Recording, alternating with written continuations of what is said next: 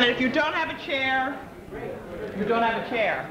I think if there are any more empty seats, I see, are these taken here? There's one or two here. There's one seat right up here. And does anybody else have anything that's holding a coat or something that they can sacrifice? Okay, otherwise, welcome. This is the informal part of the evening right now. Welcome to our first Cambridge Forum program in our 31st season, which is very exciting. And I have a few announcements before our formal program starts.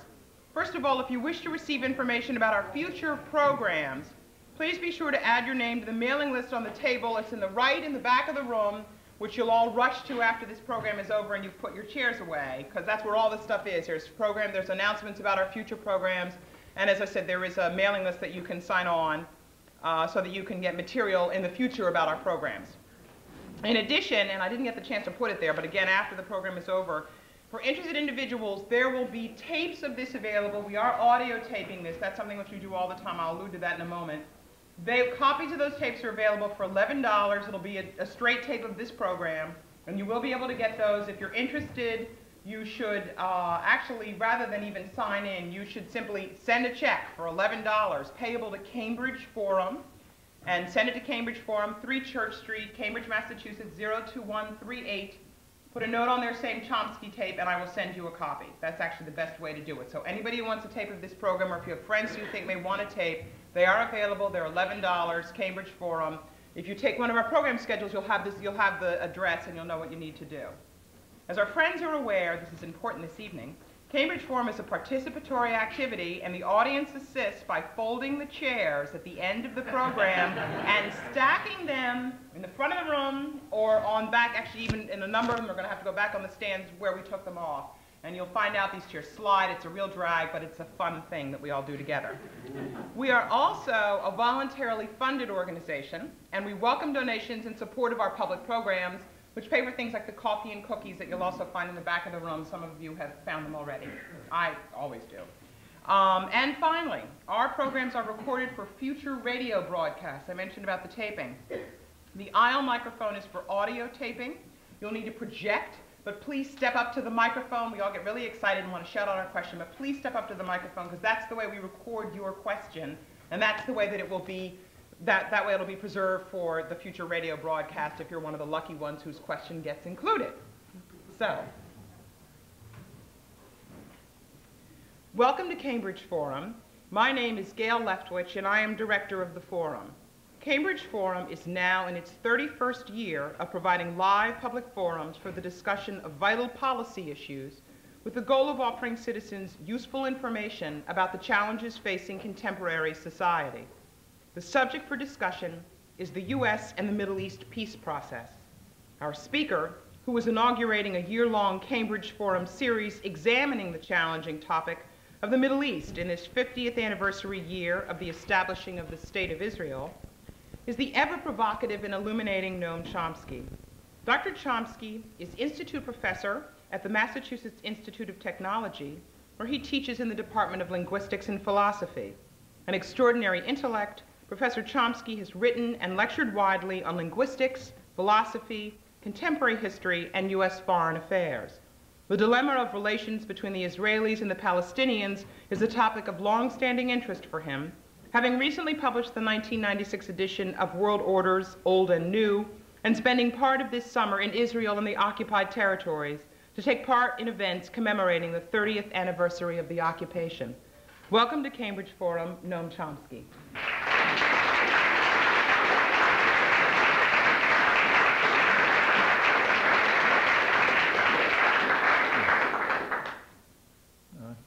There was an interesting article in the Sunday New York Times by a respected commentator discussing U.S. foreign policy, and he explained that it had moved into what he called a noble phase, and in one respect had even acquired a saintly glow. That particular case was its administration of the Middle East peace process. Well, you know, it's not unusual for the powerful to be lauded for their wondrous qualities, but it rarely reaches the level of nobility and saintliness, although one can think of a few examples that it would be maybe impolite to mention. Anyway, putting the intriguing rhetoric to the side, the picture is more or less conventional, and it raises the question just why a U.S. administration of the Middle East peace process calls forth such extraordinary accolades. It can't be just that the United States is advocating peace, because after all, everyone advocates peace, including Hitler and Attila the Hun and anyone you can think of. Peace on their terms, of course. So that can't be it.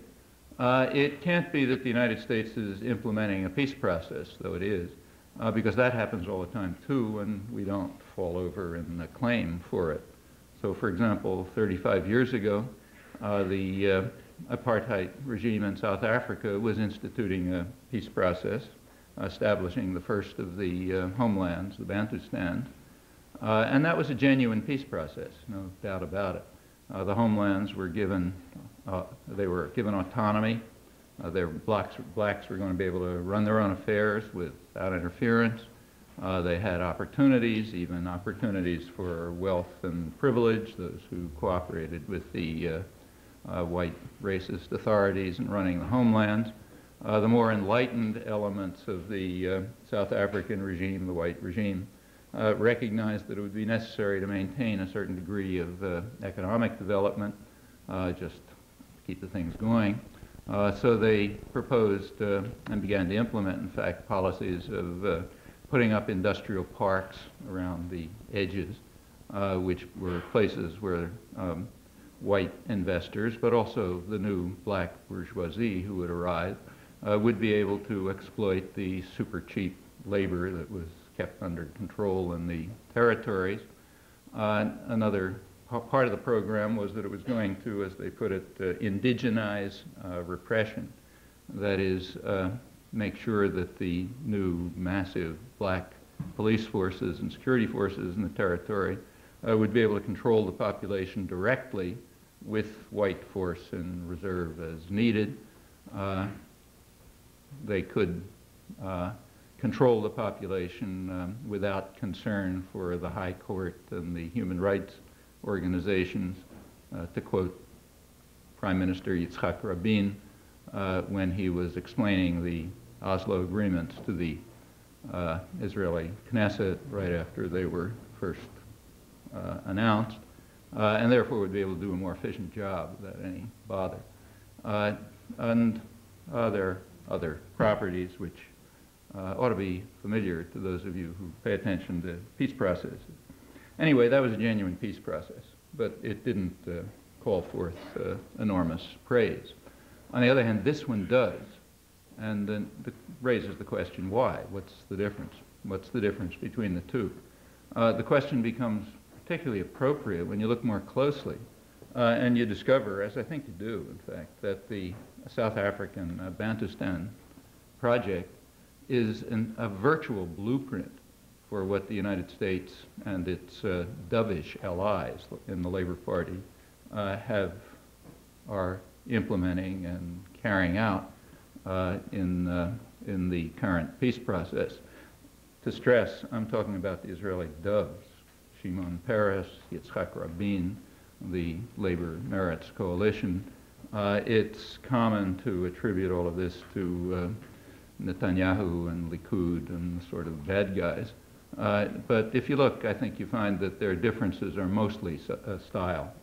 In substance, it's rather different. I'll go on with this later. I'm just make a few comments now. That's the question. In order to answer it, we have to be clear about what the peace process is. So let's have a look at that. I only have a few minutes, so I'm only going to mention a few things, and that means that every one of you who's on your toes ought to feel that I'm omitting absolutely crucial factors, and you're right, I am, and maybe we can fill them out later. But the general outline seems to be more or less like this. If you want to discover what the peace process is, there's two major sources of information. One is the official record, so the documents and so on. The other is what's going on the ground. Actually, they more or less coincide, so they're not in conflict. But those are the two sources of information, so let's look at them. The official record begins in 6 years ago in Madrid in 1991, when the Madrid conference opened, the current phase of what's called the peace process. That was unilaterally run by the United States. They brought in the Russians as a kind of a fig leaf, but everyone knew that that didn't mean anything. It was a unilateral initiative by the United States to impose a certain kind of settlement that the United States wanted imposed. The fact that it was unilateral was important. It could be unilateral because the Gulf War had just taken place. The Gulf War established power relations very clearly. Europe, it was clear to everyone that this was U.S. turf. Nobody was going to allow it to interfere. Europe backed off. Soviet Union wasn't around. The Third World was in total disarray.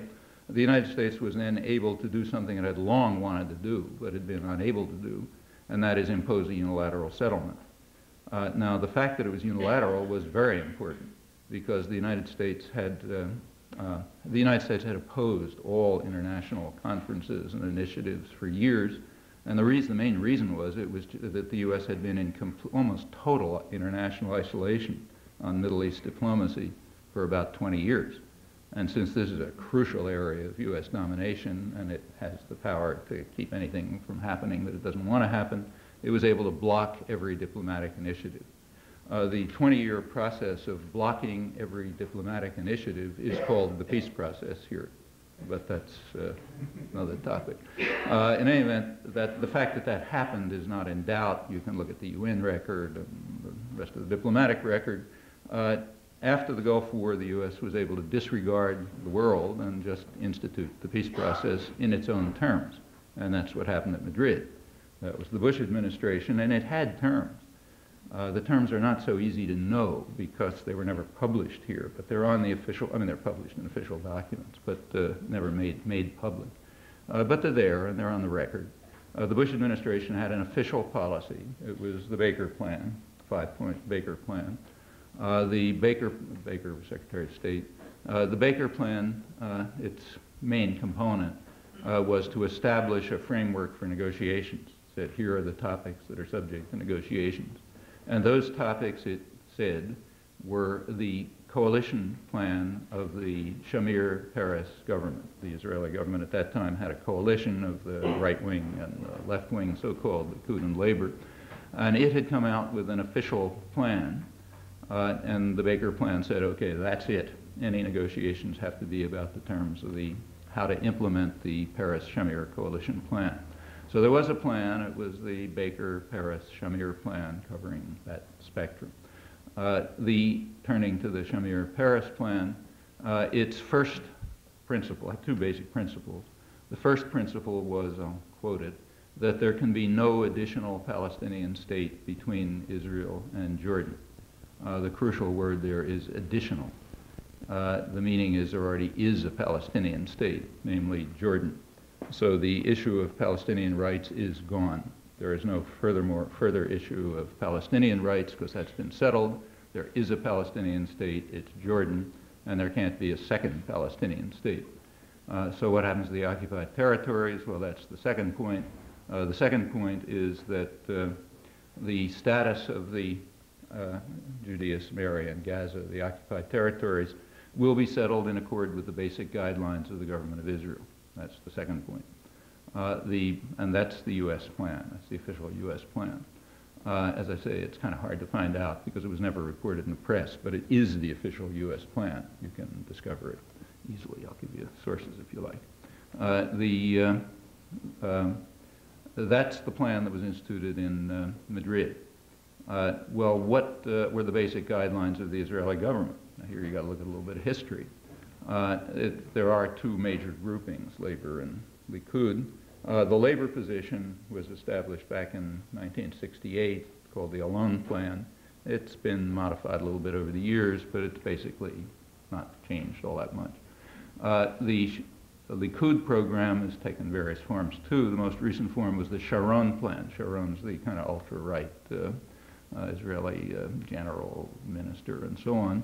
the Sharon Plan of 1992 and represents their approach. It's virtually identical to the Allon Plan. The differences are very small.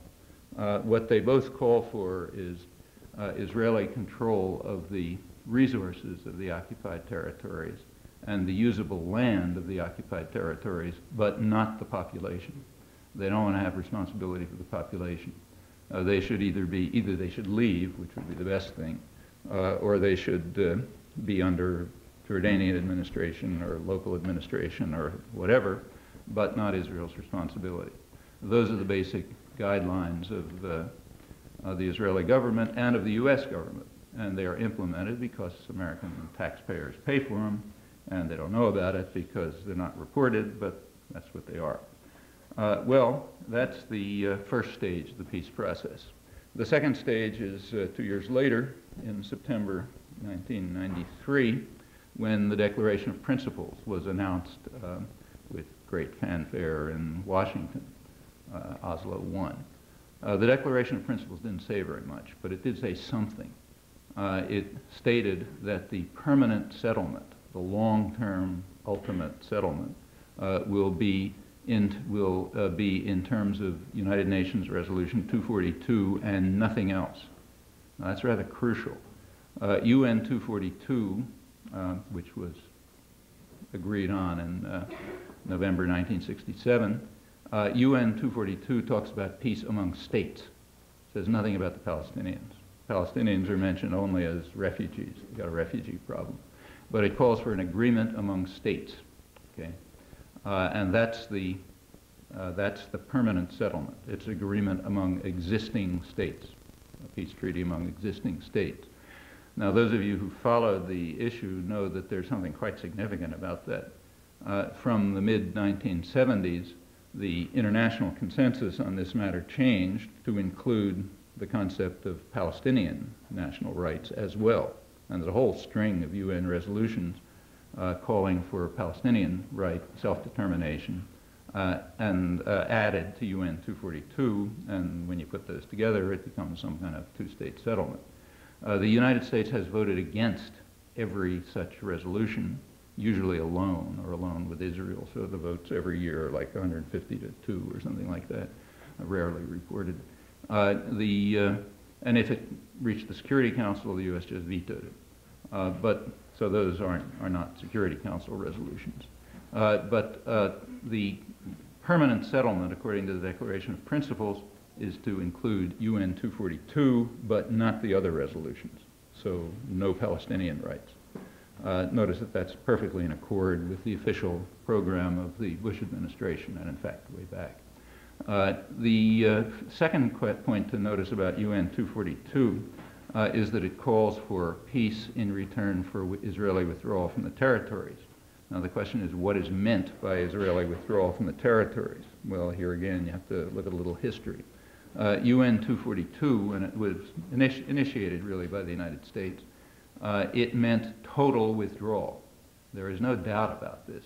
The official U.S. position was total withdrawal in return for total peace, full peace in return for full withdrawal. There was a footnote which said you could have minor and mutual modifications. So like if the border is, you know, funny shaped at some point, you might straighten out the border. But apart from minor and mutual modifications, mutual, notice, there would have to be total withdrawal. And that was official U.S. policy up until February 1971.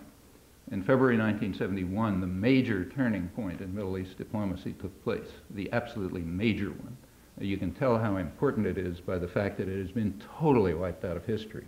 There's no reference to it. Even scholarly works refuse to talk about it and so on, but it's there. In February 1971, Egypt, President Sadat of Egypt, accepted official U.S. policy. Actually, he accepted it in an extraordinarily forthcoming way. He accepted it only with regard to Egypt. Didn't say anything about the West Bank or the Palestinians. He said, okay, he would agree to a full peace treaty with Israel in return for Israeli withdrawal to the international border, the pre-June, the border before the June War in '67. That posed a dilemma for the United States. Would it keep its official policy and then bring Egypt into the fold and stand alone and stand against Israel, totally isolating Israel in the world because it refused to accept this? Or would it shift policy and join Israel in rejecting UN 242? Well, there was an internal conflict over it, and Kissinger won out. His policy of what he called stalemate won. Stalemate meant no negotiations, just force. And the U.S. shifted its policy.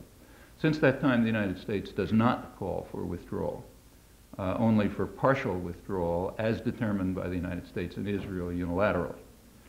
So when the Declaration of Principles states that the permanent settlement is to be in accord with UN 242, that means two things. It means no Palestinian rights and partial withdrawal as determined by the United States and Israel. That's the next stage of the peace process. The next stage is Oslo II, September 1995. As distinct from the Declaration of Principles, this is an extremely detailed document, hundreds of pages of details, and very much worth reading. It's, again, never been reported here, except its existence. But it's worth reading, and you can find, I've written about it if you like, and there's sources about it. That document says a lot of things. It spells out in great detail how the United States and Israel intend to impose their Bantustan settlement, which is what it is. And it does spell it out. So it talks in detail about how Israel will take the water resources and how it will do this and that and the other thing. The Arab states and the PLO are constantly criticizing Israel for violating the Oslo agreements, and they are wrong. There is nothing that Israel can do virtually that would violate those agreements. The agreements are written, you take some law student at Harvard and give them an assignment and tell them, write an agreement so that Israel can do anything it feels like. That's approximately pretty much what happened, I suspect. And that's approximately the way the thing is. If you think anything is in violation of it, you'll find a phrase somewhere which says it's not really in violation of it. And it's basically carte blanche. The general idea of it is that Israel will take approximately a third of the Gaza Strip and its crucial resources. It's a very arid area, but it has some water. And that water has to be used for a few thousand Israeli settlers so they can have luxury hotels and artificial lakes and water-intensive agriculture, which is valuable to Israel, and subsidized fish ponds and so on, while the rest of the population, which is very dense, doesn't have any water. That's Gaza. On the West Bank, the general idea is that it'll be broken up into several cantons, what amount to Bantustans, which will contain the densely populated areas, but will leave for Israel the usable land and the resources and so on. The first stage gave the Palestinians about 2 or 3% of the West Bank, like downtown Nablus. Israel got 70%, and the other 28% is under Israeli control, and it's broken up, if you look at the map, into about 100 or more little pieces that are sort of disconnected, where there's Palestinian administration. It's certain that Israel's not going to keep that much territory. It's useless territory, and they don't want it. So the settlement that they're moving towards is probably very much like the original Alon plan, which called for Israel to keep about 40% of the territory and the resources and not have to deal with the population. A rather crucial part of Oslo II is that it completely rescinds UN 247. This is not usually recognized, but it's important. One part of UN 242 that everyone agrees on every interpretation, is that there are no rights of conquest, okay, that no rights accrue to military conquest. And in particular, Israel has no legal rights to the territories it conquered. But that's rescinded in Oslo II, which states that the Palestinians must accept, and do accept, since they signed it, all legal rights of Israelis, and Israeli-owned corporations anywhere in the occupied territory. I'll give you the exact wording if you like. That includes what are called government and absentee lands, which amount to, Israel determines it unilaterally, but probably half the territories or so, plus everywhere else, even downtown Nablus. So that flatly and totally rescinds every last element of UN 242. The Palestinians are granted one right in the agreement, and in fairness, have to mention this. Israel, the Palestinians are completely responsible for and have total control over all legal claims against Israel for anything that might have happened during the occupation from now to the future. So if anybody charges them with anything, the Palestinians are responsible for it. And if the charge goes through the courts, the Palestinians have to pay Israel for any costs that it might have to pay for this. That's the one right that the Palestinians have, so they do get something. Well, that's the official record. If you look at the facts, they pretty well correspond to it. I won't go through the details, but immediately after the Declaration of Principles, the Labor government, I'm talking about the Labor doves, immediately expanded settlement in the occupied territories. Now, they could do it for a simple reason, because folks like us are paying for it. Otherwise, they can't do it, authorizing it and paying for it. So with U.S. approval and aid, they immediately expanded settlement in the occupied territories to institute the intended version of the peace process. The form is taking shape roughly in the manner that I described. If you look at the issues of contention, like right now, the negotiations are supposed to have been blown up by Netanyahu's construction in southeast Jerusalem in what Israelis call Har Choma, a little unsettled area of southeast Jerusalem, right in between a couple of Palestinian neighborhoods. That blew up the peace negotiations and has led to the current turmoil. That's blamed on Netanyahu, but that's only because it's convenient to blame it on Netanyahu.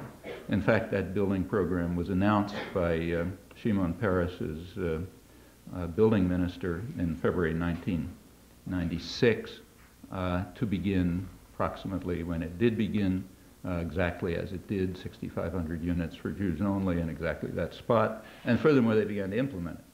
So even before the election, Palestinian demonstrators were trying to block bulldozers beginning the construction in Har Choma.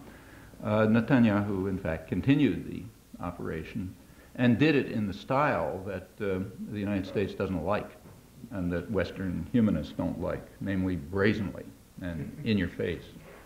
When it was announced by the Labor government, the Labor minister announced, he said, "We build quietly." And that's the point. That's what the United States likes, that's what the West likes, that's what Western liberals like. They don't want to have it presented to them in their face that this is what they're doing.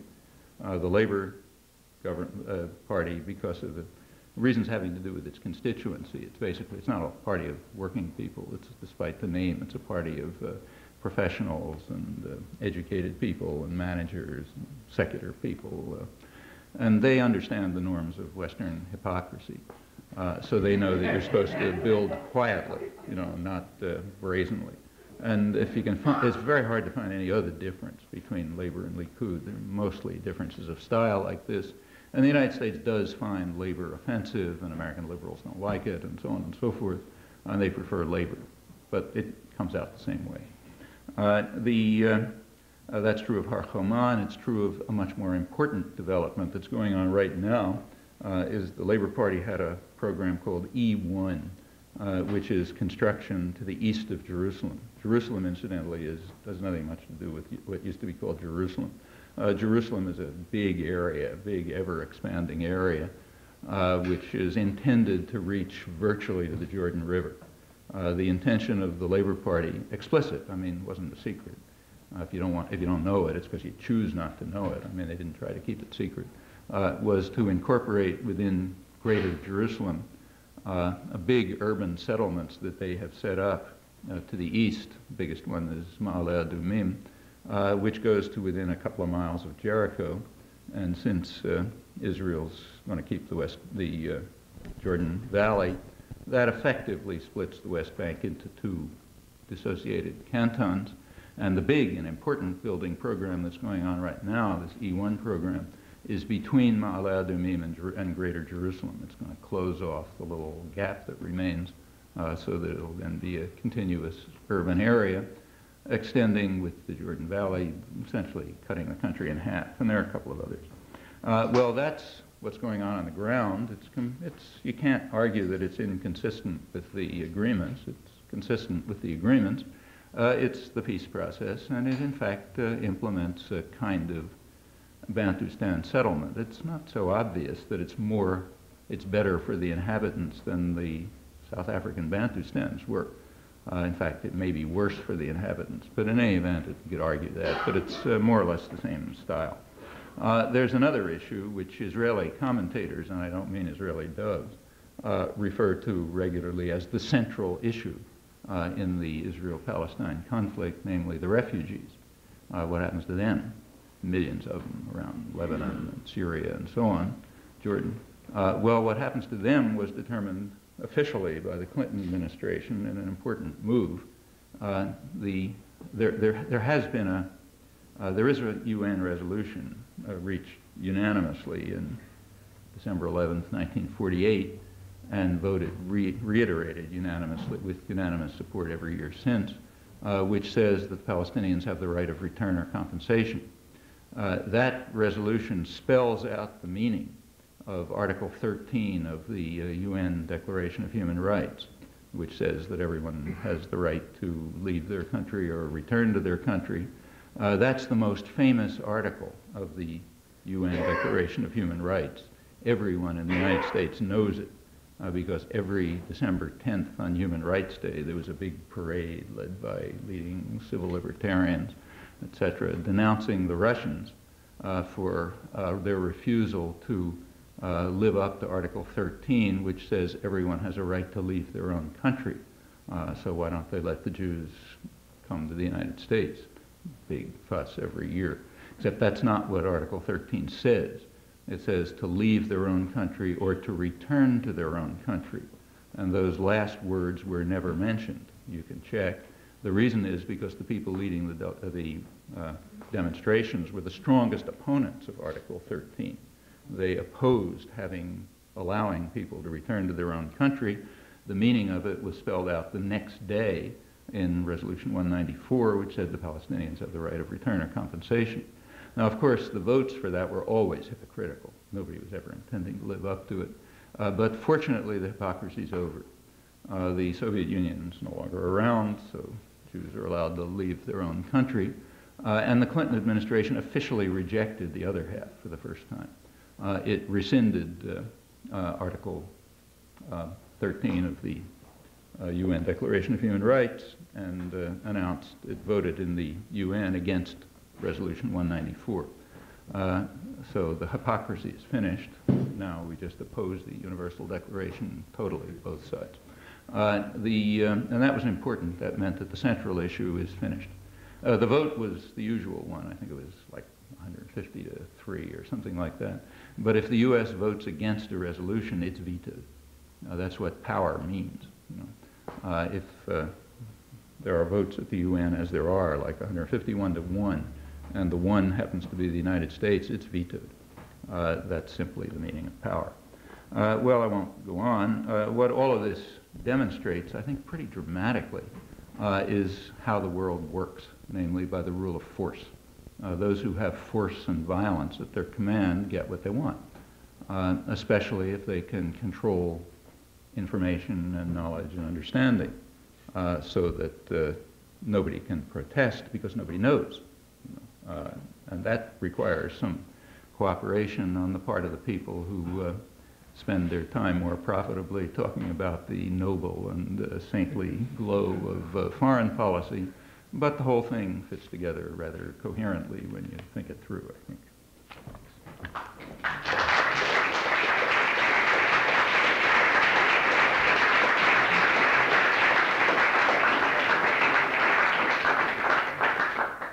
You You are joining us at Cambridge Forum, listening to Noam Chomsky discussing the U.S. and the Middle East peace process. I'd like to ask you to continue your analogy to what had happened in South Africa by looking at what is currently, most recently happened in South Africa, in which force didn't win, or perhaps you have an analysis that suggests that in some way force managed to change and won nevertheless. And assuming the former, that perhaps in this case the U.S. will did not work its way because the U.S. will was moving in a different direction, certainly supportive of the prior disposition. What happened? How can that happen in this case? And what might we all learn from the outcome of the South African situation that would be helpful and instructive in terms of how we think about the Middle East? Well, I should say that, as you mentioned, I was in Israel a couple months ago for the events commemorating the 30th anniversary of the occupation. And in fact, I had just come back from South Africa a couple of days earlier, so comparison was kind of in my mind. And the first talk I gave in Tel Aviv, downtown Tel Aviv, just after coming off the plane, in fact, I just took a paragraph from a scholarly history of South Africa, standard scholarly history, describing the establishment of the first Bantustan. I just read the paragraph, you know, and everybody knew what I was talking about. I mean, you can't have your eyes open and not know what I'm talking about. But the point you made is correct. What happened in South Africa is pretty dramatic and very complex and very ominous, in my opinion. What's been achieved is remarkable. There's no doubt about it. 10 years ago was the height of the repression, well, I'll say late, yeah, about 10 years ago, was the peak of the repression. I mean, the African National Congress was not only wiped out in South Africa, but also in the surrounding regions. The repression was very harsh. The repression against white liberals and radicals as well, and blacks, and it really looked like the darkest days of all. A couple of years later, it had fallen apart. And the change that took place is very dramatic. Kind of like what happened, I mean, a little bit like what happened in the Deep South here, where the effect of the Civil Rights Revolution was far stronger than in the North. The North didn't change very much. I mean, the racist patterns remained and everything else. But in the Deep South, like southern Mississippi and so on, it changed a lot. And the same is true in South Africa. So you can walk around, say, you know, Cape Town or whatever, and there aren't visible signs of racist discrimination. You go to a restaurant, and there's blacks and whites and so on and so forth. All of that is very dramatic. And you can ask how it took place, and then there's the question of what it means. Well, as to what it means, first of all, it's not so clear. For about maybe 90% of the population, nothing's changed.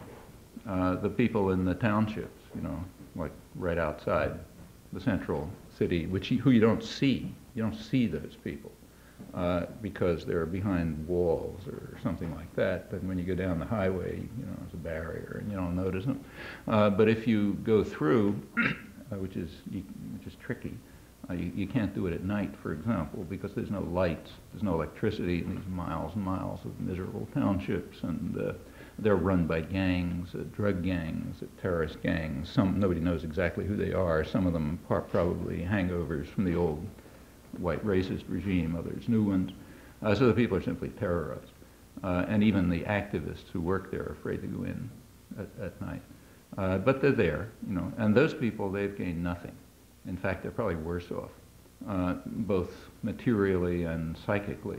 They're worse off materially because the new government that came in, which is a black-run government, with ANC leaders and, you know, old fighters in the top positions, it has instituted a very harsh structural adjustment program of a kind that the white racist regime didn't quite have the strength or will to institute. You know, World Bank, IMF type program, and it's having the usual effects. These programs are supposed to bring about economic growth, and in a certain technical sense they may. I mean, look at macroeconomic statistics, they might not look too bad, but they sharply increase inequality, they reduce health and welfare standards, they harm a substantial part, usually a majority of the population, particularly the more vulnerable, like women and so on. And that's happening there. now by the black government. Furthermore, they're harmed, I think, I don't know how to measure this, but I suspect that they're harmed psychically by the fact that they can see, that their former comrades, people they fought with courageously and struggled with and so on. Some of them are now riding around in Mercedes-Benzes and going to the best restaurants and living it up with the white folk and so on and so forth. I don't know exactly how that feels, but I can kind of imagine, and was told, in fact, if you can't imagine. But that's the situation now, and just where to lead is not so clear. I mean, it might lead to a real blow-up. So it's a complicated situation. I mean, there has been a dramatic victory, a victory for, the human spirit or something that you could hardly have imagined, and that cannot be denied, and it's very evident. On the other hand, it has its ominous side, and it's not clear how that's going to be resolved. There's a lot of conflicts and problems. How did it come about, the great victory? And it was a great victory that was achieved. Well, it came about, here there are some analogies to the Israel-Palestine thing, but they sort of start to get, to change, to break down somewhat simply because of questions of scale. So like in South Africa, it was 80% of the population's black, or what they call colored, Asian origin, or more. But whereas in Israel, in Israel proper, it's a little under 20%, which is not Jewish. So the figures are almost inverted. In the territories, it's different. There is an apartheid issue inside Israel, as there was inside South Africa, and it's very severe. Again, that's something that's not talked about here because it's not pleasant to talk about, but it's true. So you may have noticed a couple of days ago there's a big front page story in the newspapers about the Russians proposing laws which are going to persecute Christians, right? And that was a big horror story. And it was, you shouldn't have laws persecuting evangelical Christians. But you take a look at those laws and take a look at Israel's laws persecuting Christians, and they're far worse, incredibly far worse. So, for example, Israel has laws which bar Christians from about over 90% of the land of the country. That's a pretty strong barrier, In fact, Israel has laws barring Jews. Rabbis can't conduct ceremonies and can't have prayer books and so on and so forth. But the worst ones are the ones discriminating against non-Jewish citizens, I mean. The laws don't specifically say Christians aren't allowed to do so-and-so. What they say is that, for example, in the case of the land laws, that over 90% of the land is under the control of an organization which, by its contract with the State of Israel, is directed to work only for the interests of people of Jewish race, religion, and origin. And then a complicated set of ways that's worked into the basic law, which is effectively the Constitution. Well, that's a law. That organization, incidentally, you can give tax-free donations to in the United States. It's the only country in the world where American citizens can give tax-free donations to a sheer racist law, a regime that's quite extreme. And you can do it because nobody knows about it. And again, it's not a big secret. That law that I quoted is from 1953. There's been plenty of time to find out about it. There's a law in the State of Israel called an anti-racist law, of all things, which says that no political party can run if it rejects the principle that Israel is the sovereign state of the Jewish people in Israel and the diaspora, not the state of its citizens. You can't run if you object to that. It's called an anti-racist law. It's kind of curious, because it also had a provision in it to bar the American neo-Nazi Rabbi Kahana from running. They wanted him out of the political system, in fact, out of the country, because of his advocacy of the Nuremberg laws, Hitler's Nuremberg laws, and other such activities, and the thing was framed to bar him, but as a kind of a sop to the other side, they added the provision I just quoted. And if we proceed, there's very strong persecution of Christians, and in fact, just non-Jews. In fact, also, most American Jews don't fit their condition of orthodoxy. So there is a serious, and we could go on, but there's a serious apartheid problem inside Israel. And in fact, it's leading to a very serious set of conflicts. There's something almost like a civil war brewing over issues of this kind, partly over the power of the extreme religious group, but there's a serious conflict because most of these laws were instituted by the secular, labor, socialist element. And in fact, you want to look at some of the ironies, this land law that I mentioned is now being challenged by the far right. Ariel Sharon, who I mentioned, and the Netanyahu government, they want to privatize land, okay, in line with their right-wing ideology. Privatizing land will mean breaking down this whole system of laws established by the secular left socialist element, which have as one of their consequences barring non-Jews from land. So the situation has many complicated convolutions when you look into it, but there is a serious apartheid-type problem inside Israel. It's not the same one that they had inside South Africa, but has its similarities. As to the extent that the territories are analogous to the Bantustans, which is more or less, it's in progress, it's not in existence. So like they haven't yet set up the Bantustans. It's kind of like South Africa around 1960, But to the extent that that analogy is correct, it was overcome in South Africa. In South Africa it was never even an issue. So like the African National Congress, you read their literature, they never even talked about the Bantustans. They regarded them so ridiculous, they didn't want to discuss them. The analog to what Israel's doing in the occupied territories was virtually not an issue. I mean, like a sentence about it and saying, yeah, nonsense. Because the struggle against apartheid was going on in the whole country without any differentiation between the Bantustans and the rest of the country. Well, that's not the same in Israel. There it's going on to the extent that it's going on at all, at least in any militant fashion, only in the territories, that is, the future Bantustans. Other things are happening in the country, but not that. So the analogies are not precise, but they're sort of there if you think about them, and you can learn from them. Anyway, going back to your first and crucial question, how was it overcome in South Africa? Well, in a complicated fashion. For one thing, the world power never strongly supported the apartheid regime. So the United States, if the United States had supported the apartheid regime around 1960, the same way it supports Israel, that would have been a genuine peace process too. And here, American liberals would have been talking about it as the peace process, and we've been talking about how saintly it is, and so on and so forth. But international business and South African business and the United States were not really happy with it. They didn't think this is going to be a useful settlement that will enable them to extract the resources of South Africa and get rich and do the important things. So the United States was kind of ambivalent about it. Didn't support it, didn't oppose it. If it had worked, the U.S. wouldn't have objected, but it wasn't going to support it.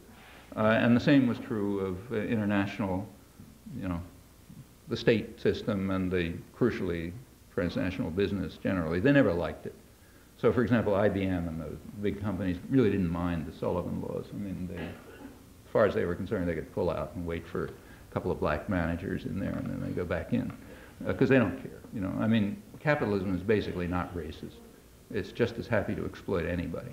You can, if it be women or blacks or robots or Chinese or whatever, as long as you can exploit them, it really doesn't matter. They're all just interchangeable atoms. So there was no inherent reason to maintain racism, and it was a bother. It was interfering with business, it was blowing the place up, and so on. So there were no powerful external pressures to maintain the apartheid system. Now the U.S. did support it, but it supported it as ways of, say, maintaining Mobutu in power and killing Lumumba and murdering a lot of people in Angola and that sort of business. They used South African mercenaries for that. So that, in that sense, the U.S. supported it, but it wasn't really supporting apartheid. It was just supporting part of its kind of international terror network, which needed South Africa. So that's one factor. In contrast, the United States is strongly supporting, in fact, is implementing the more or less comparable thing in the Israel-Palestine region. Another crucial difference is that there was plenty of opposition to apartheid inside the white society. Very powerful opposition and very courageous and honorable people. So, you know, the blacks who fought apartheid, they really suffered. I mean, you know, years and years of prison and torture and exile and getting murdered and so on and so forth. But whites suffered too. I mean, plenty of them did oppose it, and opposed it strongly and on principle too. It wasn't just out of, you know, because they wanted to make more money.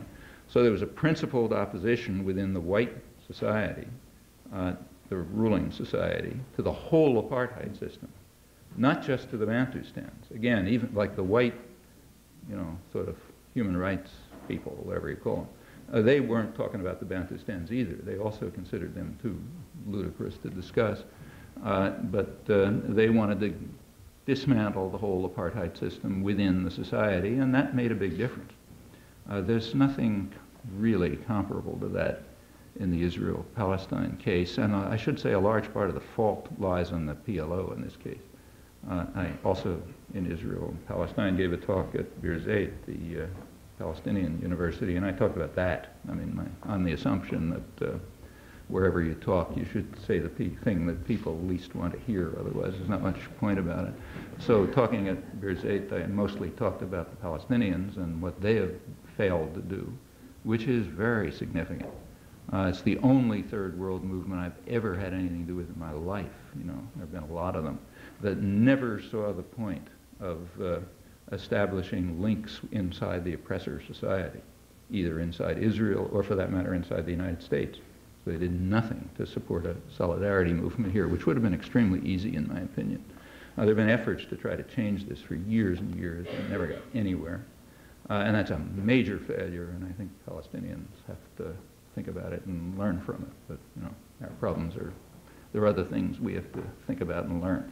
Anyhow, that's one difference, because there was a, you know, there was a strong movement inside South Africa of whites and, you know, so-called colored. I hate to use it's their term, and they still use it, so I'll use it.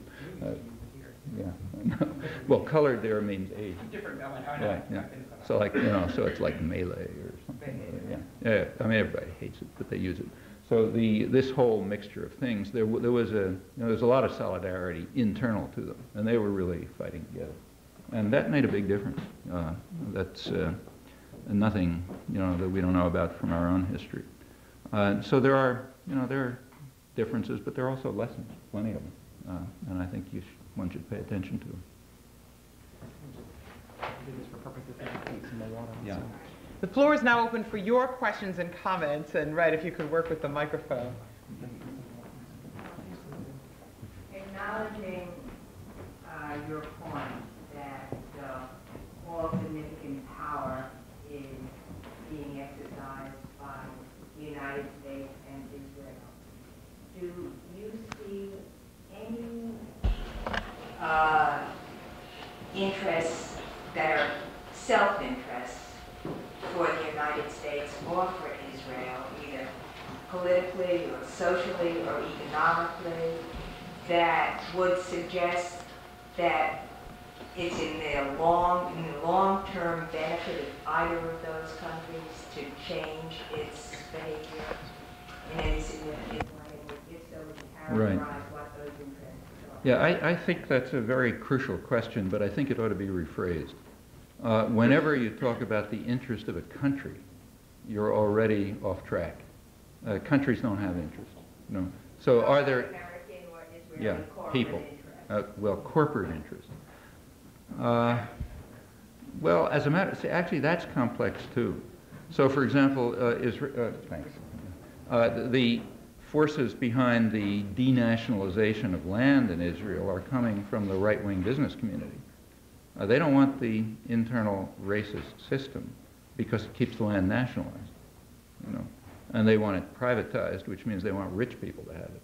Okay, and they don't really care that much if some of the rich people happen to be Palestinians or Christians or something like that. It's not going to happen much anyway because of the power system, just like it's not happening much in South Africa, I should say, because the power system mostly remains, you know, little changes. As far as American corporate interests are concerned, it's very intriguing. It's an unusual case in American foreign policy. I mean, if we drop all this nonsense about nobility and saintliness and try to figure out what's happening, usually it's the case that major corporate sectors dominate the parts of foreign policy that are related to their interests.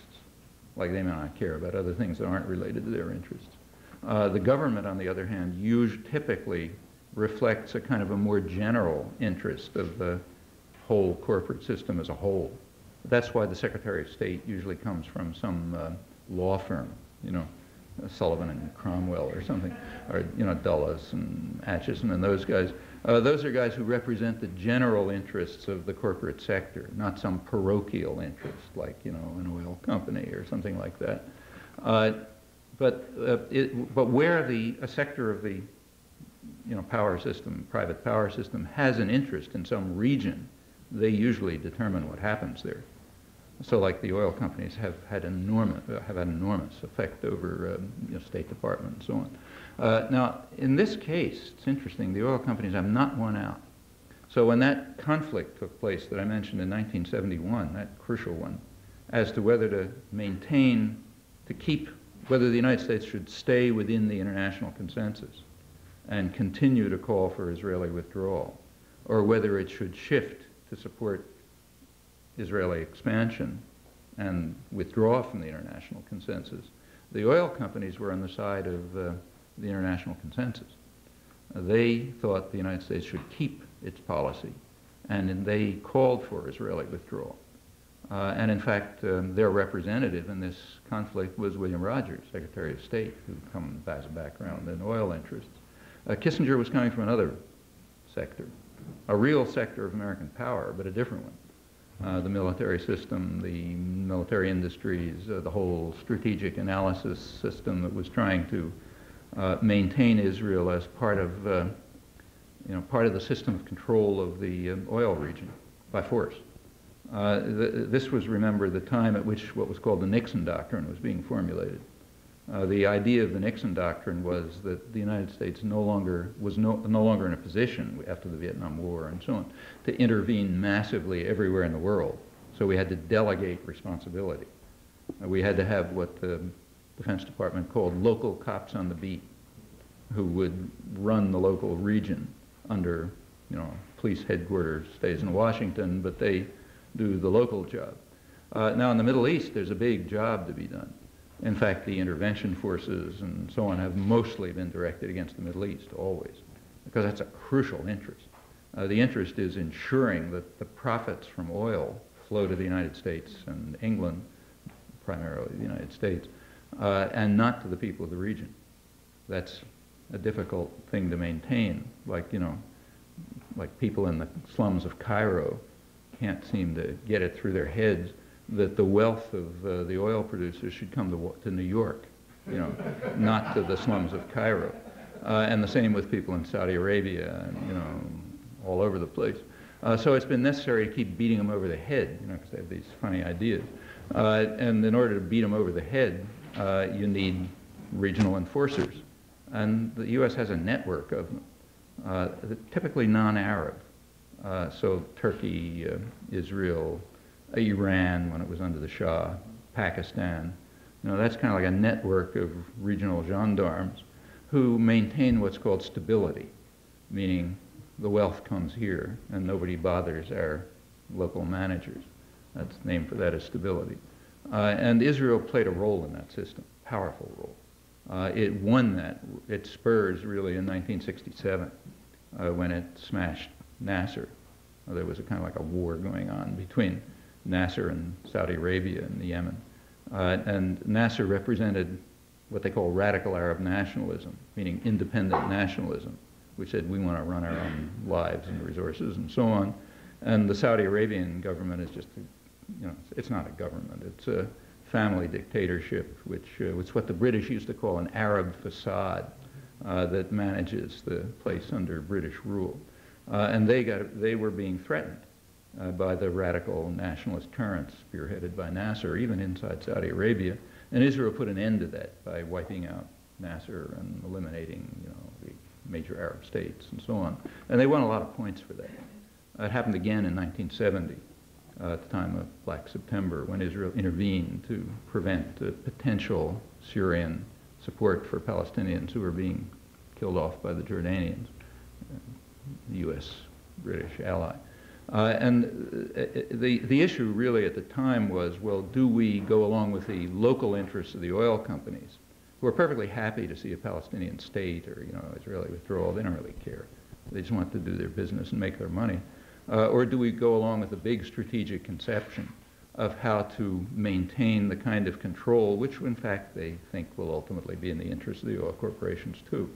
And that's a debatable point, I mean, if you forget all moral considerations, you forget that human beings matter, and you enter into the world of actual political choices as made, then it's debatable. It's not obvious which way to go, and you can understand why there's a conflict.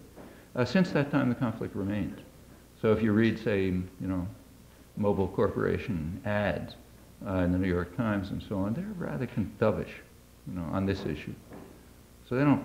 If the U.S. had been willing to go along, for example, in 1976, the Security Council debated a resolution calling for a two-state settlement, incorporating UN 242, but saying Palestinian state. It was supported by the entire world, It was supported by Europe, by the non-aligned countries, by the Arab states, by the PLO, everybody. Israel opposed it, the United States vetoed it. But the oil companies would have gone along with it, quite happily, in fact. However, they lost out in that conflict. And so it remains. I mean, it's an intricate issue in American politics. My own feeling is that if the population has had almost no role in this, it's just not been a political issue. And part of the reason the population has no role is they haven't got a clue as to what's going on. I mean, virtually nobody has any idea how much aid the United States is giving to Israel. And even fewer people know that the aid to the oil monarchs is even greater. So the aid, the U.S. taxpayers, what U.S. taxpayers have paid to the Arab facade, the oil monarchies that run, make sure that the profits come here, at least, as long as anybody was counting, it dwarfed what went to Israel. But nobody knows that either, It was done through various tax shenanigans. And the things that I've been talking about the diplomacy, are virtually unknown. I mean, even the official U.S. policy, say of the Baker administration, is unknown. You only know it if you read some, marginal literature or you look up actual original documents. Since all the stuff is kind of out of the public arena, the public plays no role. And if it did, I suspect there could be a shift in American policy. As in the case of South Africa. The anti-apartheid movement made a big difference. There couldn't have been an anti-apartheid movement if nobody knew there was any apartheid. So it's a complex issue. I don't think there's a simple answer. I think here the intellectual establishment, the people we live among, have a lot of responsibility for what happened. They're the ones who are keeping it quiet. I have three questions, and I think it's important as far as the peace process goes. The first one is, will Israel pull out of Lebanon? That's number one. Number two, Israel plans on building a dam on a river by the Golan Heights. The previous administration was going to put it several miles below the Golan Heights. This administration, under Ariel Sharon, is planning on putting it a few miles north. And the last, which I think is the most important to mention, is you think that the split in the Israeli Orthodox, ultra-Orthodox religion of converts is going to affect their support of the people that are not ultra-Orthodox in this country and have any effect?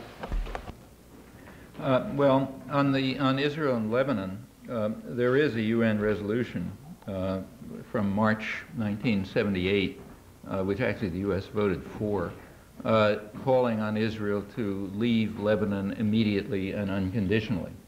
Okay, that was March 1978. Well, they haven't left immediately or unconditionally, and the reason is the U.S. tells them, forget it. You can stay there and we'll keep paying you to stay there. And that'll change when the U.S. decides it's time for them to leave.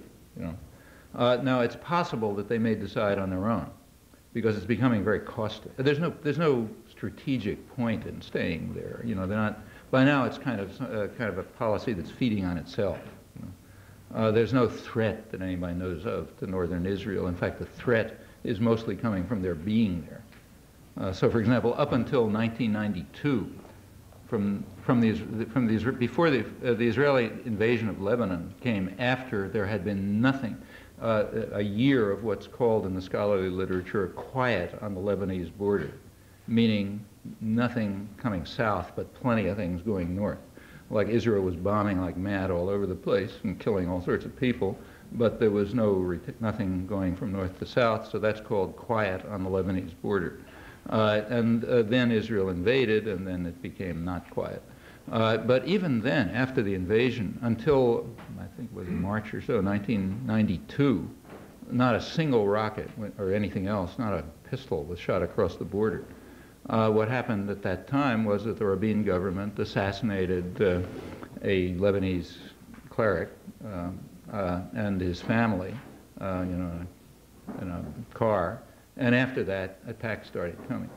And if you look at the record closely, you'll find that there are rockets, Katyusha rockets and so on, going from north to south to the northern settlements, but almost invariably in response to some Israeli action against civilians somewhere in Lebanon. They go on all the time.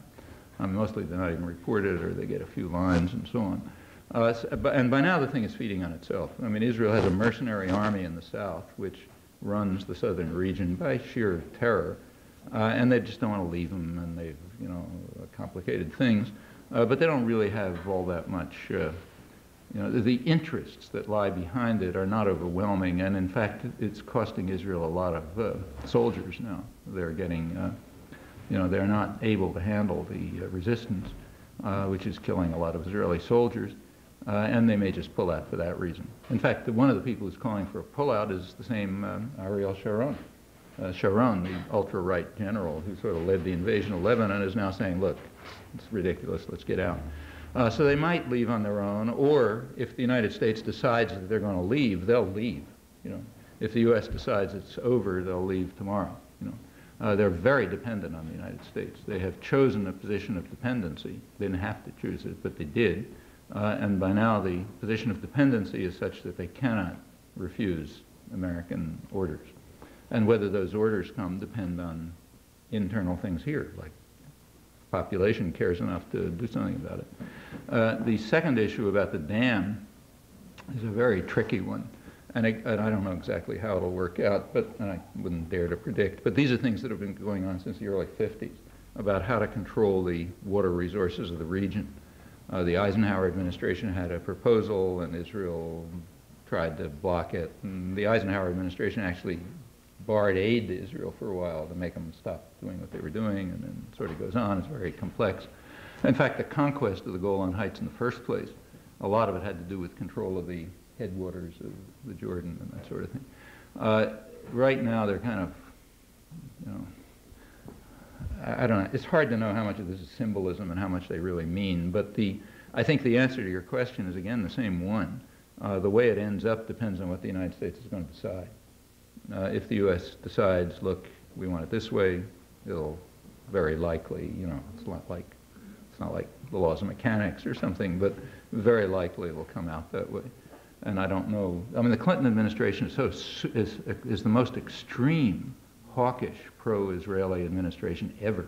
In fact, they're astonished by it in Israel all the time. I mean, you get headlines in the papers about Clinton, the last Zionist, or never in history has there been an administration which was to the right of the Israeli government or something like that. So it's very hard to know how they're going to deal with it. But anyhow, I think that's I wouldn't dare to. I mean, I think it's something you can do something about, not predict. On the other point, it's an interesting question. I mean, there's a lot of protest here from the Jewish organizations about the proposal, which has not yet gone through, to the latest version is to restrict conversion to Orthodox rabbis, which excludes virtually most of the American Jewish community. And the community here doesn't like it, and they've been protesting about it, and so on and so forth. My strong suspicion is the Israeli government will block it somehow, because it's just too disruptive and dangerous to them. They rely very heavily on external support. I mean, you know, it's a very artificial, it's a rich country. So it's one of the rich countries of the world, but in a way a very artificial one. A lot of the capital formation and so on comes from the outside, and that means here mostly. And they can't really threaten that. So I guess they'll smooth it over somehow. But it's not so simple, because these groups are very strong, and they don't have what we might call rational considerations. I mean, if you have a direct pipeline to God, you don't have to worry about what happens in the world, you know, because you do what God tells you to do. And if he tells you to do something that's going to cause all of you to get murdered, okay, you do it anyway. So their calculations may not be within the sphere of you know, what others might consider rationality. We're familiar with that too. We don't have to. I mean, the United States is one of the most extreme fundamentalist countries in the world, probably more so than Iran. And we don't have to look very far to see that strain in policy. So we don't have to look to other places. We're familiar with it. Two questions. In regard to the conversation we had before the meeting, can you give us a couple of examples of the most egregious, mainstream, racist statements in terms of anti-Arab sentiment and anti-Islamic sentiment? And second, can you give us some details about the Joan Peters case and Noam Chomsky? Well, I once collected a bunch of egregious anti-Arab statements and stuck them in a book, and I think they're pretty wild, but nobody doesn't seem to bother anybody. But I would guess if a professor at Harvard, for example, were to describe Jews as people who, so I remember the exact words, people who bleed and breed and advertise their misery, you know, people might think that that's not the right kind of thing for a Harvard professor to say about Jews, you know, saying, let's not listen to these guys wail anymore, they're just people who bleed and breed and advertise their misery. But when a Harvard professor says that about Arabs, that's considered fine. If a leading kind of a hero of the left said that New York City is uninhabited because it's got too many blacks and Spanish and not enough whites, it's depopulated, it's underpopulated. Suppose somebody said New York, that's the word, New York's underpopulated. There's a small number of white Christians, but you know, a lot of Jews and blacks and all those people. And we got to do something to overcome the underpopulation of New York. I think people would think there's something funny about that. But when, you know, a hero of the left talks about the underpopulated Galilee, meaning too few Jews and too many Arabs, nobody thinks anything about that. Or when the editor of a leading liberal journal says, Arabs lie, you know, it's in their nature, so therefore you don't have to believe what they say, it's part of their culture. Well, he said that about Jews, you know, you wouldn't last very long. If a well-known writer described, talked about Jews and other third world detritus, you know, kind of rubbish, you'd notice it, but not when it's Palestinians and other third world detritus, and on and on. Furthermore, it's just, you know, it's like every report in the newspapers has got this. When Lebanon is bombed, every couple of days you'll notice a little item somewhere saying, you know, Israeli troops killed 7 people in Lebanon. It's not considered an issue. You know. On the other hand, if 7 Jews got killed in Israel, or 7 Americans got killed in New York by a foreign terrorist action, it would be considered something. Actually, I'll give you another example, which is, it's not strictly what you're talking about, but pretty close. The last terrorist bombing in Jerusalem, a couple of weeks ago, remember? The big terrorist bombing, real atrocity in Jerusalem. The same day, and it was the big front page story, you know, agonizing pictures of people suffering and so on. It was, yeah, that's the way you should treat a terrorist bombing. Same day, 4 bombs went off in Havana. Same day, okay. Very similar, tourist places, just like the one in Israel. 4 bombs went off in Havana in tourist places. Fortunately not too many people were killed, but an Italian visitor was killed. His jugular vein was cut by flying glass. It made the New York Times under World News Briefs, you know, a couple of lines under World News Briefs. Well, then if you follow the story along, the two stories along, it's pretty dramatic. The proposal with regard to Israel, supported by the United States, actually I brought it, so let me read the actual words so I don't make it up. I think I brought it. Yeah, here was what it was. When Albright was there, the proposal supported by the United States is that all Palestinian militant groups, what they call them, you know, would have to be outlawed, and there have to be administrative, legal, and police action against military, political, civilian, religious, economic infrastructure, welfare societies, mosques, educational institutions, health centers, banks, investment companies, and etc., which support terror.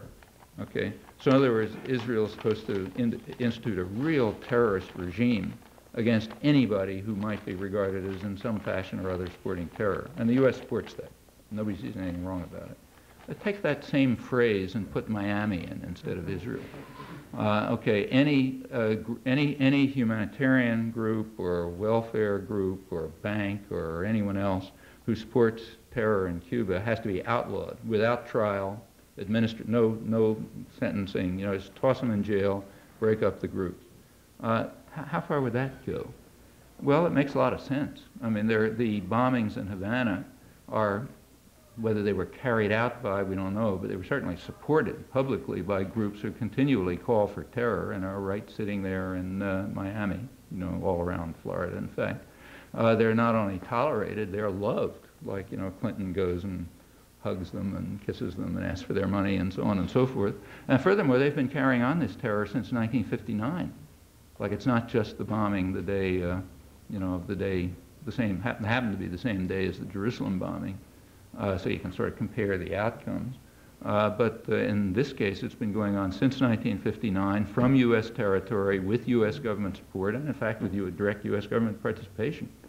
So if involvement, you know, if our own, say, degree of involvement in an act of terror was even a factor in making something newsworthy, the stories would have been reversed.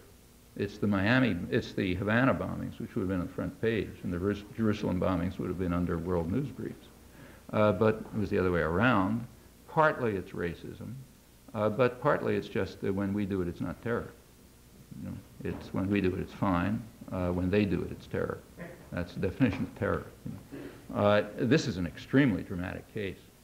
And there are many cases like that. Let me just give you one last one, which is, again, dramatic because of the coincidence.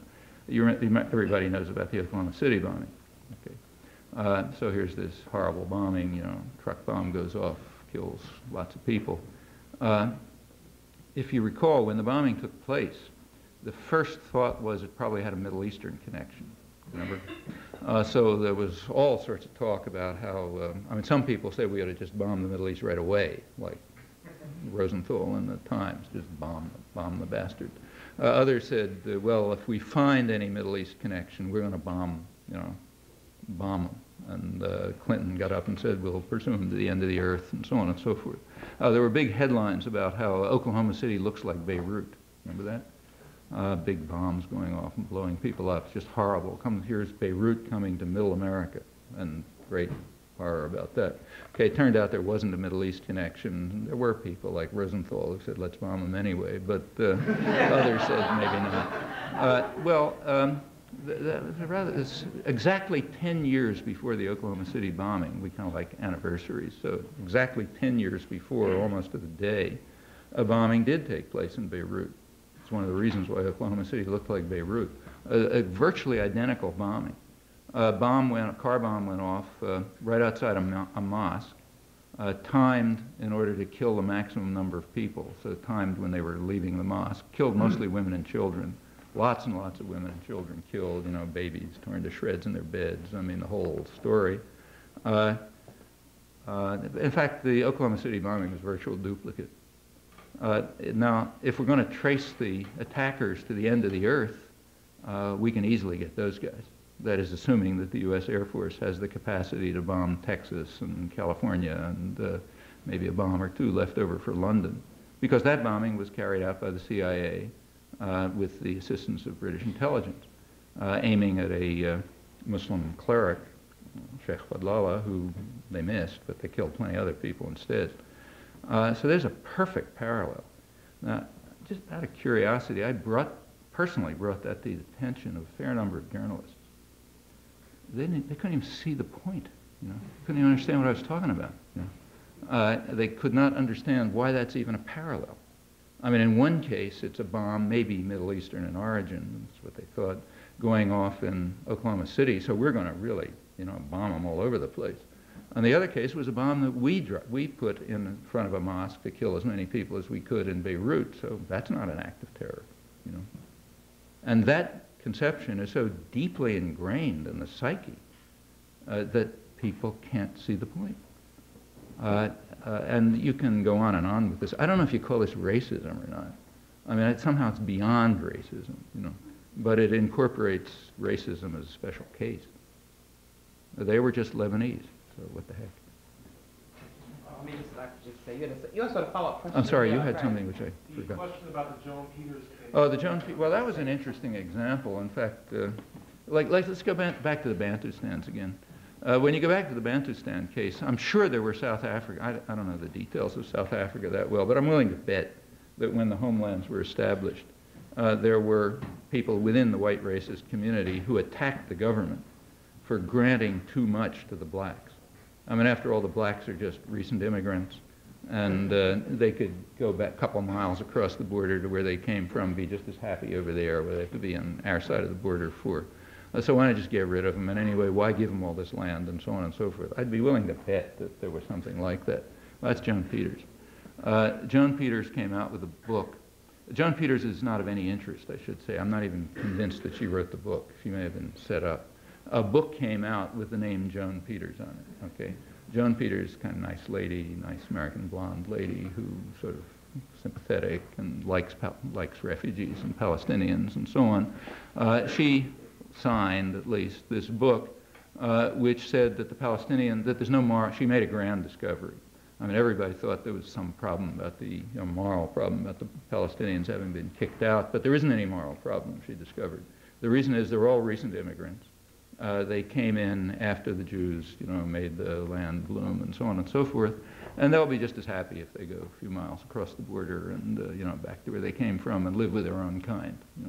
I am virtually certain that if somebody knew the South African literature better than I do, they could find the counterpart. Well, the fact that the book came out, that she or probably it was a committee job, whoever wrote the book did it, that's of no interest. What is of interest is the reaction. The book was a huge sensation. I mean, it had hundreds of laudatory reviews by scholars and leading intellectuals and so on and so forth, saying, wonderful, we finally realize there's no moral problem. Palestinians never are just recent immigrants. They can go back and live, across the border. It's all over. We won. Okay, we take it, period. Literally hundreds of laudatory reviews, barely a false note. And it's hard to find anybody who wasn't swept up in this, huge wave of applause. There was one person who wasn't. I mean, there were a few people who knew there's something screwy going on, but there was one guy who was a graduate student at Princeton, Norman Finkelstein, who was studying the history of this subject in the Middle East Department, and it just looked fishy. The book had a lot of footnotes, documents and so on, and he started checking them. They were all faked. It was all fabricated, which is why I think she didn't write it, even if she existed. She disappeared, incidentally, after this thing was finally exposed. Probably it was some kind of intelligence fabrication. I don't know. Anyway, he started unraveling it, and he wrote a preliminary paper, short paper, which he sent around to about 30 people concerned with the Middle East, scholars and others. One of them was me. He got one, asking, look, does this look like something I ought to continue? He got one response from me. I didn't know him at the time. And I told him very straight, I said, look, I think it's an interesting topic, but if you continue with it, you're going to destroy your life. You better face it, because you're going to expose the whole intellectual community as a bunch of frauds and hypocrites and Stalinists, and they're not going to like that, And they are very vicious people, so they're going to make sure that you're dead, And I told him virtually in those words, and I said, maybe if you want to do it with eyes open. Okay. He decided to do it. His own work started getting circulated, so people knew about it, but they would not allow it to be printed. He was thrown out of his department at Princeton. The professors wouldn't talk to him, you know, big Middle East scholars and so on. I won't go through the whole story, but it's pretty ugly. He does extremely good work. He just had 2 very good books come out on the Middle East. But he lives in a little apartment in New York and a couple $1,000s a year with an occasional job as an adjunct, you know, teaching, you know, students who don't know how to read at City College or something like that. Well, you know, that's the way these things work. His work, the book was never exposed in the United States, but the publisher made a stupid error. They decided, since it was such a huge hit in the United States with 8 printings and so on and so forth, they decided to let it appear in England. Okay. Well, as soon as I heard it was going to appear in England, I took Norman Finkelstein's material and I sent it to friends in England, journalists and scholars and others interested in the Middle East. England doesn't have the same censorship on this issue. As soon as the book came out in England, it was blasted. You know, I mean, all the major journals just ridiculed it as a pile of nonsense. You know, a lot of them used Norman's material or added other things. This included very well-known Middle East scholars and, you know, intellectuals, Times Literary Supplement, and all this sort of thing. People here read the British reviews, like they read the Times Literary Supplement and the London Review and so on and so forth, and it was embarrassing.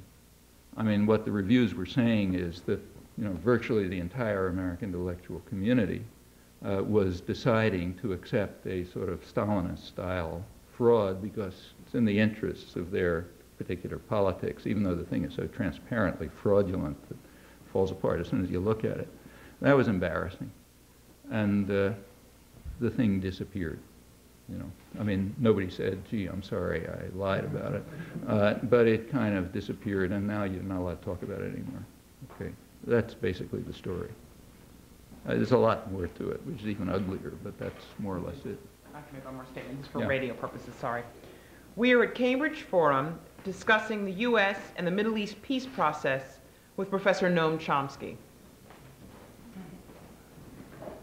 Roger, Radio Free Maine. Anniversaries. This is the 30th anniversary of the bombing, shelling, whatever, of the USS Liberty in waters off of Israel. Can you update us as to, you know, is this ever going to get out in public as to what happened?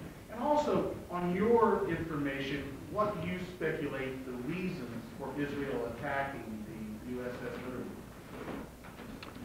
Liberty? You know this story. There was this is during the 1967 war, right? There was a U.S. spy ship, Liberty, unarmed, kind of electronic, you know, picking up electronic communications in the Mediterranean. And it was attacked by Israeli torpedo boats and planes. Remind me about the numbers. I think about 30 or 40. 38 American sailors were killed and like a couple hundred wounded. The ship was almost sunk, not quite. It was able to kind of limp back to Naples, where it came from. What happened is, I'll go into what happened. I mean, there's no doubt that it was attacked by Israel. I mean, that's not in question any. At first it was denied, but by now it's not denied any longer. The thing was kind of hushed up.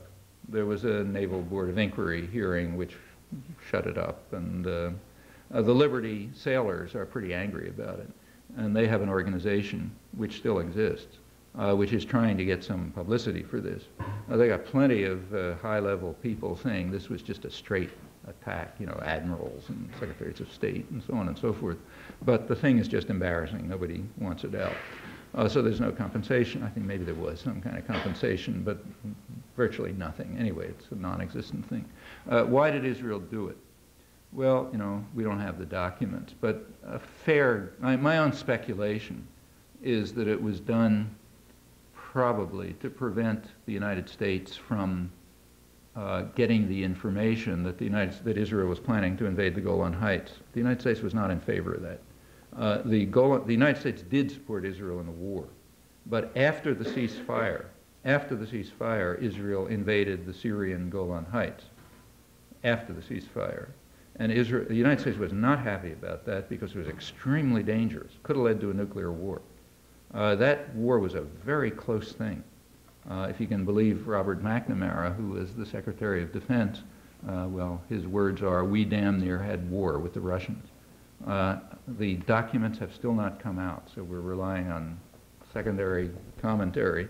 But it appears as if there was a direct confrontation between the American and Russian fleets in the Mediterranean, and the American fleet sort of turned around a Russian military vessel, and it could have been a war.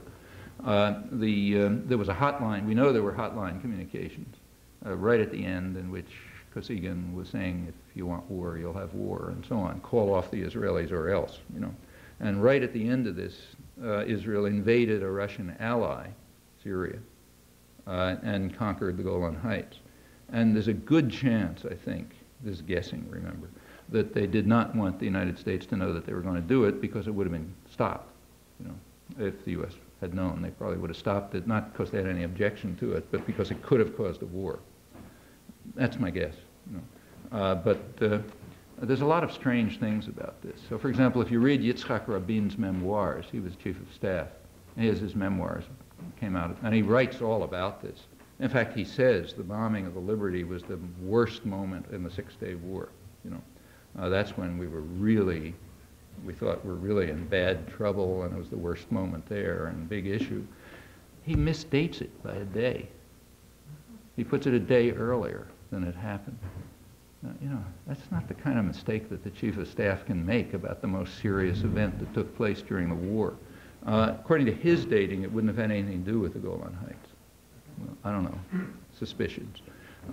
Nothing has come out that's definitive, but that's my guess. When the ship was attacked, it did manage to radio back to the Sixth Fleet in Naples, saying we're under attack by some foreign. They didn't exactly know at first who it was. They said we're under attack by torpedo boats and planes, protect us. And apparently the Sixth Fleet did send off bombers, I think F-4 bombers if I remember, but American military preparations were such that they only had nuclear-armed bombers. So they sent off nuclear-armed bombers from Naples to bomb somebody, like not knowing no specific target, like maybe Egypt or maybe Russia or whoever it might be who was attacking this ship. And at that point, it could have well been under the control of the flight commanders. They were apparently called back by the Pentagon, just very last minute, which might have also averted a nuclear war. When it finally became clear that it was Israel, they just backed off. And there's other stories if you want to really feel chills up and down your spine. The U.S. command in Washington knew that the Liberty was in danger.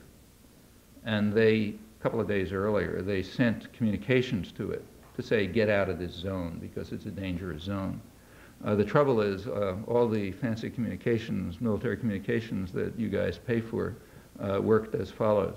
The message didn't go to the Liberty.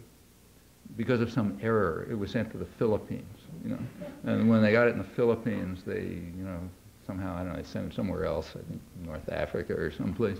I mean, it took a couple of days for it to, I may have the details wrong, some story like this. It finally did get to the Liberty, but only after it was being bombed, So that's military communications. But the heart of the story is it's being silenced. It's being silenced because it's just too embarrassing. And the Liberty sailors don't like it, and plenty of other people don't like it, but it hasn't reached the public domain, much.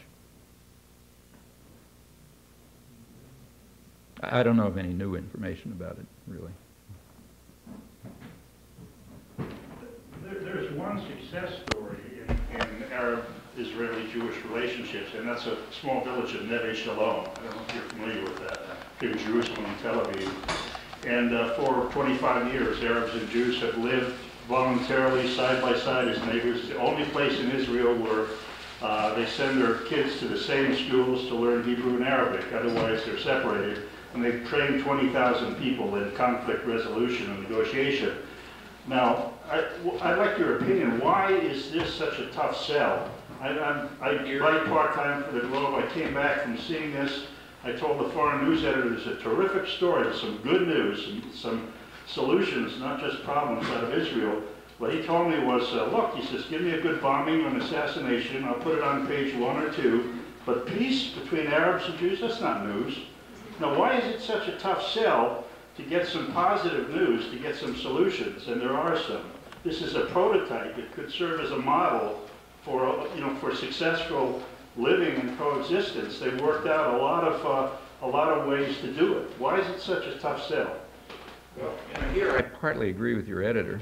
I don't think it's, I mean, I think it's a really interesting story, but I don't think it's news in the sense of a way to solve the problem.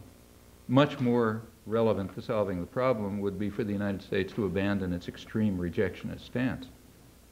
If the United States were to join the rest of the world, I'm not talking about anything radical, just join the rest of the world in accepting what is a long-standing international consensus, virtually unanimous, in favor of a settlement that recognizes both Jewish and Palestinian national rights and involves Israeli withdrawal according to U.S. policy. If the U.S. were to move to that, that would probably settle the problem too. That's a much bigger issue. Why can't that get in the Globe? I mean, I'll tell you why, because I've been trying to get it in for 30 years, including, I was a friend of the, I don't know what happened to this, but I mean, I don't know if I want to say this in public. I'll tell you in private if I like. I'll tell you in private if I like, because I've been through this with the editors, back as far back as the late 60s. And they simply will not break ranks on this one. Nor, I mean, in a way I don't blame them. Like if they were to publish this and it weren't to appear anywhere else, they'd look crazy. I mean, if they were to publish the straight facts about the diplomatic record, I mean, you shouldn't believe what I told you tonight. Look it up, Okay, it's all public documents. If I'm not telling the truth, you'll find it very fast. But if what I said is correct, and I think you'll find that it is, it wouldn't be very hard to, it changes the story quite radically. Try to find it somewhere. But if the Globe were to break ranks on this and to publish things that you don't find in the scholarly literature and that the New York Times won't publish and so on and so forth, they couldn't get away with it. Even if they wanted to, which they don't, because they're just as committed to the same policy. I mean, they're the same, part of the same liberal establishment that says this is what we want, As to this story, I mean, I think they might run it on the style page. A human interest story, Jews and Arabs get together. 7 months and 7 editors, and it ran in the education. Yeah, okay. I picked the wrong one, but it'll run as a human interest story somewhere. But if it is going to interfere with the radically rejectionist policy of instituting a Bantustan-style settlement and calling it peace, it's not going to be on the front page any more than this other stuff is. It's a very tough sell, you're right. Yeah, it's a tough sell. I mean, they want violence, they want problems. It's not that they want violence and problems, they want solutions that fit U.S. power interests. Well, that's violence and problems. Not necessarily. Like, for example, they were perfectly happy to feature on the front page the signing of the Declaration of Principles on the White House lawn with a headline saying, Day of Awe, Okay, Day of Awe, Palestinian surrender, give up, and the United States wins and rams through its rejectionist program. That wasn't violent, but it was a day of awe, with everyone falling all over themselves and, adulation of American nobility and so on. So it's not just violence, it's servility to power. That's what they want.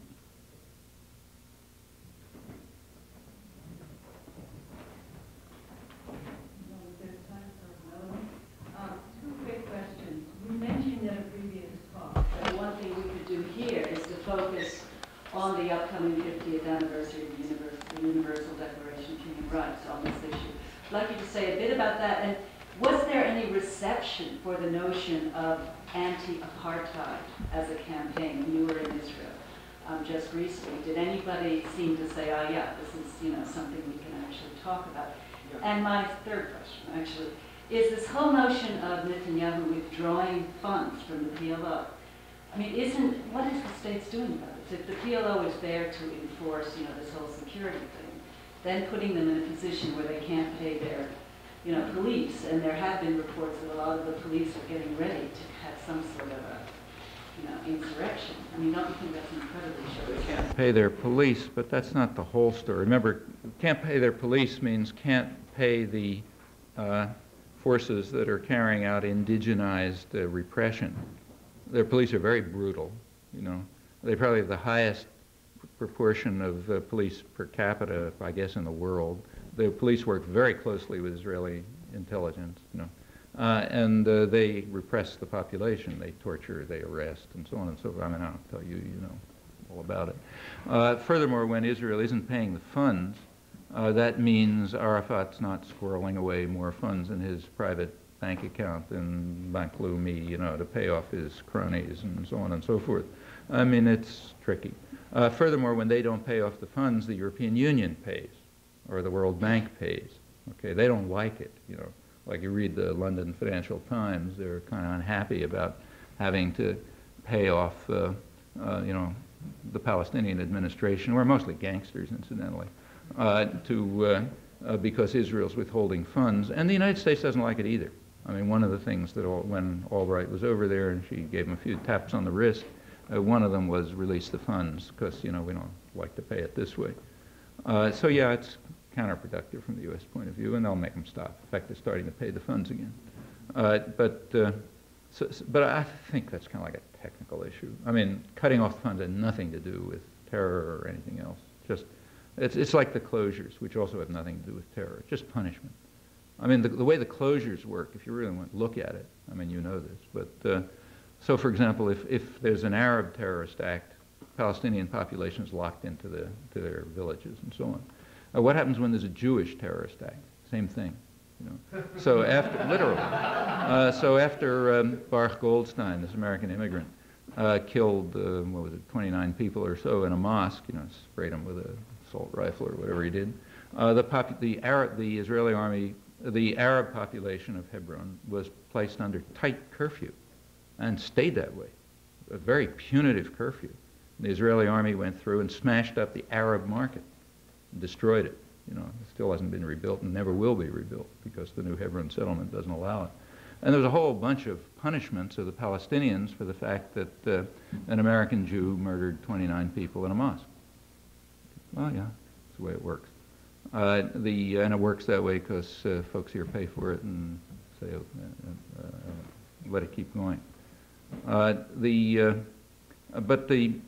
This particular punitive act was like a mild one as compared with others. Incidentally, when you compare Labor and Likud, people say how terrible Netanyahu is and so on, which is true, he's pretty awful.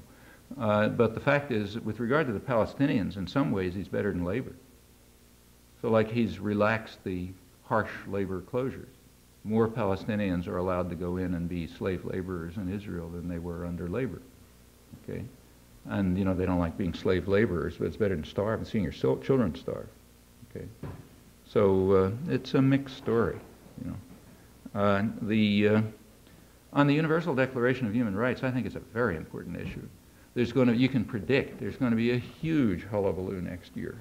It's already starting, leading up to December 1948, which is going to be the 50th anniversary of the signing of the Universal Declaration of Human Rights.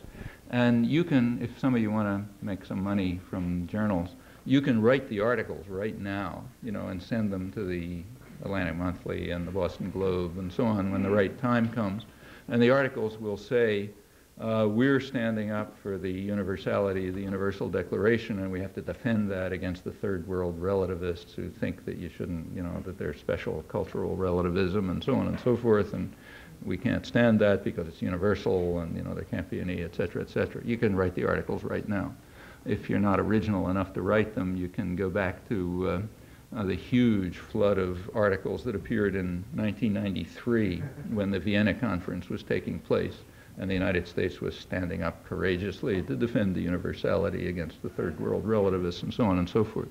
Those are the articles you can write if you want to get a fee. If you want to get a kill fee, not even a kill fee, like get kicked off the newspaper if you're on it, or not get your article published, you can write an article which is the truth. The truth is that the United States is one of the leaders in rejecting the universality of the Universal Declaration.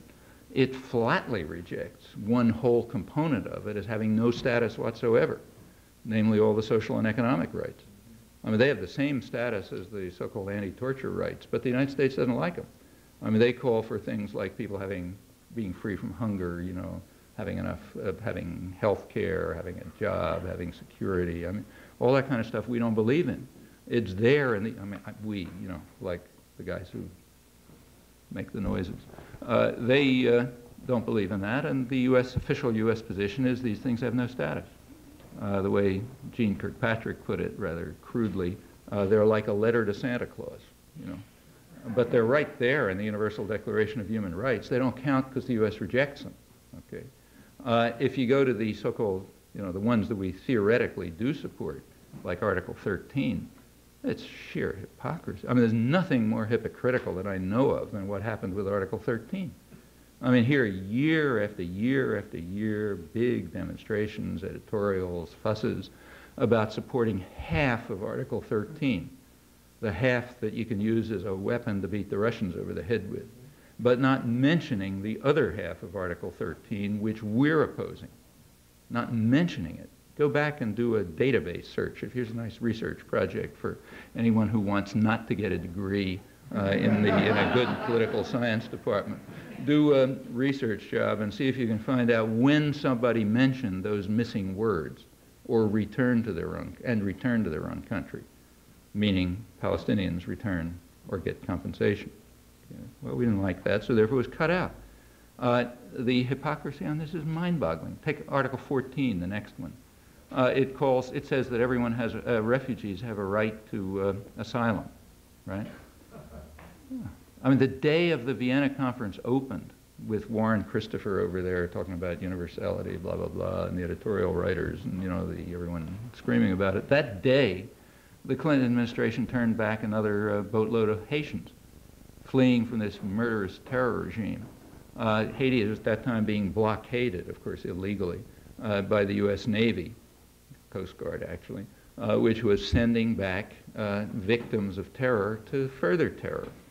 I mean, you know, the whole thing is so outlandishly contrary to every element of international law, you don't even know where to start. I mean, like if Libya was, you know, had the United States under a blockade, so you couldn't leave the country, people would think there's something wrong, you know. But when we put a blockade around Haiti to keep people fleeing from torture and terror from doing so, as we are, and of course not accepting them here as we're required to do under Article 14, it's not even, barely mentioned. Actually, the Globe reporter somewhere, the Globe had a mention of it, a line in a story about something else. You know, forget the exact what the story was about, but in a story about something else, they actually had a mention of this. I don't think the Times and the Post even covered it. You know. Here's the day of the Vienna Conference when everybody's screaming about the third world relativists who don't believe in the universality and so on. Well, it just goes on and on like this. I mean, I think the U.S. is now one of the 3 countries in the world, last time I saw, which hasn't ratified the Convention on the Rights of the Child. The Universal Declaration of Human Rights is just words. You know, it becomes applicable when you have enabling legislation which says, okay, we'll do something about it.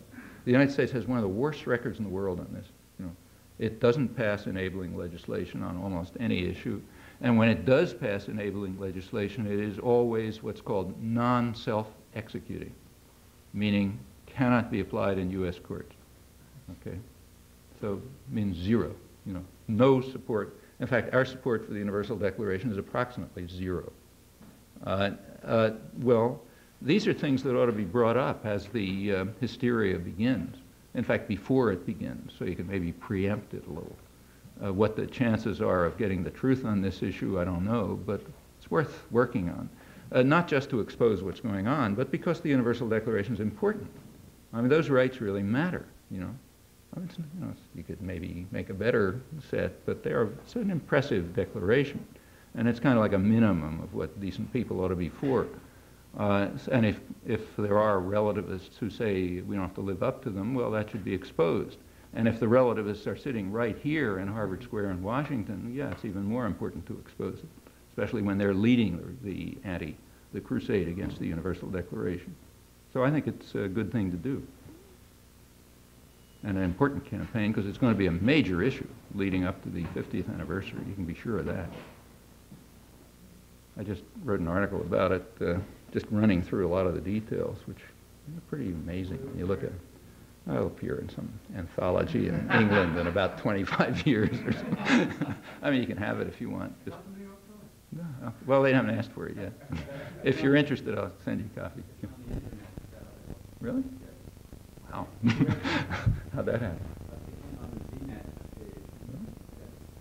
Okay. I think Professor Chomsky will stay perhaps and talk informally after this, but I'd like to, if possible, wrap it up. So, thank you, Professor Chomsky. Professor Noam Chomsky.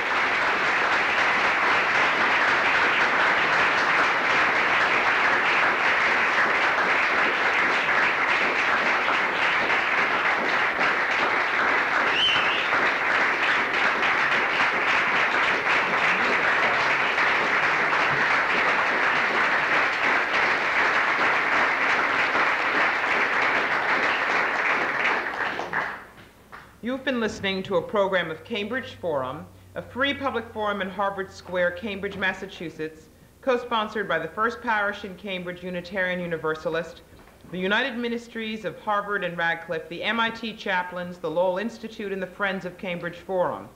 For an audio cassette of this forum on the U.S. and the Middle East peace process, featuring MIT Institute Professor Noam Chomsky, send a check or money order for $11 payable to Cambridge Forum, 2 Cambridge Forum, 3 Church Street, Cambridge, Massachusetts, 02138, or call 617-495-2727. Our Cambridge Forum next week will feature poet and critic Professor Helen Vendler discussing reviewing the contemporary. Thank you for joining us.